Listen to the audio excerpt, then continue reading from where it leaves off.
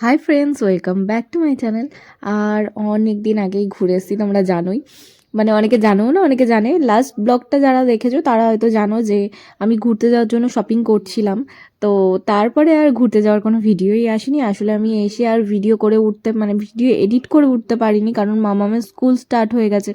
তো সকাল সকাল উঠে মামামের টিফিন বানিয়ে মামামকে রেডি করে স্কুলে দিয়ে আবার স্কুলে গিয়ে 2 ঘন্টা আমাকেও বসে থাকতে হয় বাইরে, যদি মামাম তো এখন ছোট, যার জন্য কোনো রিস্ক নিই না, ওখানে বসেই থাকি। আর যাওয়ার দিন এই যে দেখতে পাচ্ছ, মা আর পুচু এসেছিল বাড়িতে। তো আমরা কোথাও গেলে মা আর পুচুর সাথে মানে দেখা করে যাই। তো সেবার আর দেখা করা হয়নি বলে ওরা নিজেরাই চলে এসেছিলো। আর আমরা দেখো গাড়িতে উঠেও গেছি। আমরা কে কে যাচ্ছি বলি, আমি, সালমা, বিপ্লব, ছোটে আর পাপ্পু কাকু আর আমার মামাম। তো ফার্স্টে আমরা ক্যাবে করে, মানে যে ক্যাবটা বুক করেছিলাম, লোকটা এতটা বাজে ছিল, মানে ওনার বিহেভিয়ার এত বাজে ছিল। প্রত্যেকবার আমরা ক্যাব বুক করি, এত ভালো, মানে এত ভালো ভালো মানুষের সাথে দেখা হয়, কিন্তু আমরা ফার্স্টেই বেরিয়েই যখন এনার সঙ্গে দেখা হয়েছে না, মানে এনার কথাবার্তা শুনেই আমাদের মাথা গরম হয়ে গেছে যে ইনি এরকম কথাবার্তা কেন বলে, একটু ভালোভাবে মিষ্টিভাবে মানুষের সাথে কথা বলতে পারে না, খুবই বাজেভাবে কথা বলছিল। যাই হোক, তো আমরা পৌঁছে গেছি। এবারেই আমরা যে এত তাড়াতাড়ি স্টেশন অবধি পৌঁছেছি।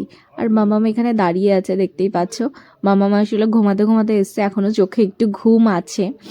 তো ফার্স্ট টাইম এত তাড়াতাড়ি আসার জন্য বাইরে দিয়ে বিপ্লব গিয়ে একটু ভিডিও করছিল, কারণ ওর ভিডিও, মানে ওর যে ভিডিও করবে তার জন্যই হচ্ছে গিয়ে এই ক্লিপগুলো নিচ্ছিল।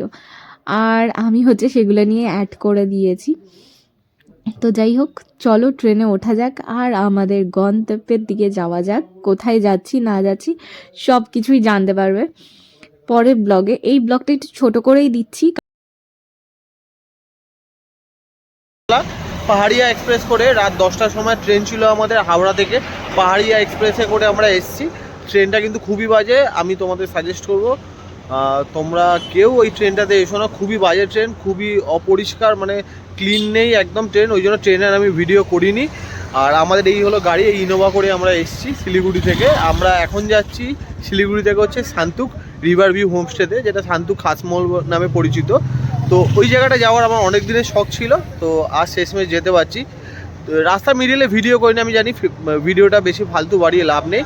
তো আমরা এখন আছি তিস্তা বাজারের কাছে। আর আমরা কিন্তু এখন একটা জিনিস করতে চলেছি, একটা অ্যাডভেঞ্চার, সেটা হলো রিভার রাফটিং। আর এখানে আমরা 5 জন আছি। 5 জনের চেয়েছিল ফার্স্টে 5,000, আমরা বলেছিলাম 3,000। তারপর বার্গেনিং করে টোটে 4,000-এ নেমেছে। তো পূজা ভয় পাচ্ছিল যে ওইটুকুনি বাচ্চাকে নিয়ে, মানে আমার সোনুর বয়স তো 2 বছর, তো 2 বছর বাচ্চাকে নিয়ে কী করে রিভার রাফটিং করবে। তো আমরা ভিডিও দেখলাম, বাচ্চাদের নিয়ে করা কোনো প্রবলেম নেই। এখন স্রোত অতটাও নেই যে এরকম ঢেউ খেলবে, তো নর্মালি করা যায়। তো চলো। তো এই ভিডিওগুলো দেখতে পাচ্ছ, এই ভিডিওগুলো মানে ওখানে করার জন্য আমাদেরকে জিজ্ঞাসা করা হয়। তো আমরা অনেক বলে, মানে আমাদেরকে অনেক বলে ঠলে 3,000 এরকম কিছু বলছিল। তো আমরা না না করেও তারপরে গিয়ে 1,000 টাকায় রাজি হলাম। তো এই হচ্ছে ভিডিওর থ্রি।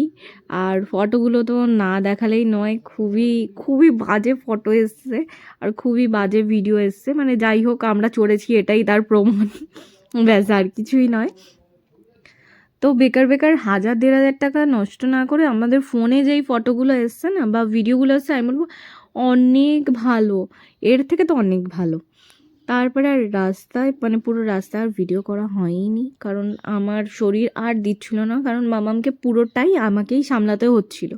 তো আর ও কারো কাছে থাকেও না সেরকম একটা, ওর বাবার কাছেও নয়। তো পুরোটা আমাকেই সামলাতে হচ্ছিল।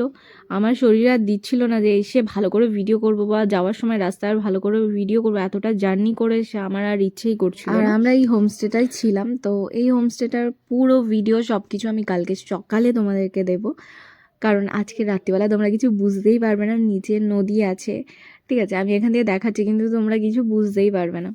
তো কালকে সকালে আমি ভালো করে ভিডিও করে তোমাদের এই হোমস্টেটা কোনো কোনো প্রবলেম নেই, সব কিছুই ভালো, কিন্তু একটাই প্রবলেম, সেটা হচ্ছে রাস্তাটা, যেটা তোমরা পরের ভিডিওগুলোতে দেখতে পারবে। আমি কেন বলছি রাস্তার প্রবলেম, সত্যি এখানে এসে আমি, মানে এখানে ঢুকে গেলে তো বেঁচে গেলে, আর ঢোকার টাইমে বা বেরোনোর টাইমে খুবই প্রবলেম। সারাদিন জার্নির পর অনেকটা মানে কষ্ট হয়ে গেছে, যার জন্য আমি এখন রেস্ট নিয়ে একটু মজা করি, ঠিক আছে। সারাক্ষণ ভিডিও করতেও ভালো লাগে না।